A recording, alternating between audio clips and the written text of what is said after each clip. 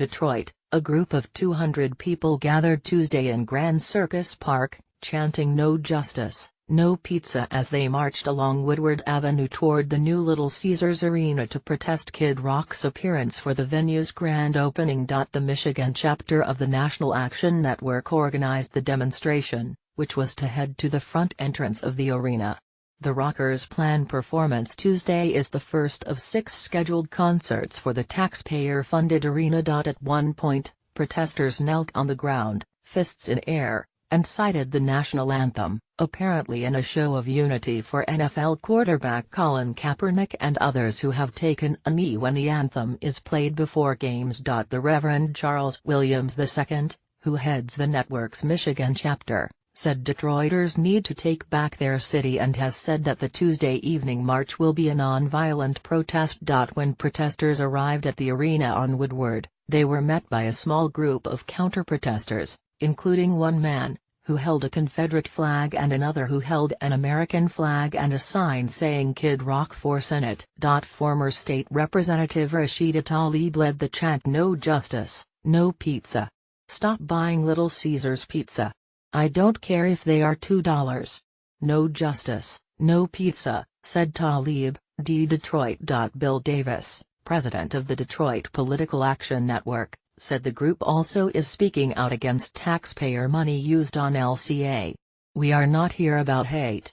We are demanding the corporate welfare dollars that should be going to our schools, libraries, our police should be making more, and they are opening it up with a symbol of hate," Davis said. Williams last week posted on the National Action Network Michigan chapter's Facebook page, "When you hire Kid Rock, who is known to be dog whistling and catcalling to white supremacist organizations and the white supremacist community, alt-right, whatever you want to call them, and you take our tax dollars to do that. That's wrong." Meanwhile, Kid Rock has promised to make political statements after the first song of his first concert at the new Little Caesars Arena in Detroit. Rock, aka Robert Ritchie, denounced the Ku Klux Klan and Nazis last week during a nearly 3-minute speech at a concert in Grand Rapids, along with deadbeat dads, while singing the praises of single moms. He also swore about people who have accused him of being a racist, but made no definitive statements about a potential bid for U.S. Senate. Tuesday's performance comes a day after Rock defended himself against charges of racism from the Detroit-based affiliate of the National Action Network, saying he wouldn't be facing such attacks if he wasn't considering a Senate run. The civil rights group has vowed it will protest the performer's 6-show run opening the new arena, aiming to get the concerts cancelled. In a statement, Ritchie said that people should ignore the garbage the extreme left is trying to create. "They are trying to use the old Confederate flag BS, etc. To stir the pot, when we all know none of this would be going on if I were not thinking of running for office," wrote Ritchie, who lives in Clarkston. "My track record in Detroit and Michigan speaks for itself, and I would dare anyone talking trash to put theirs up against mine."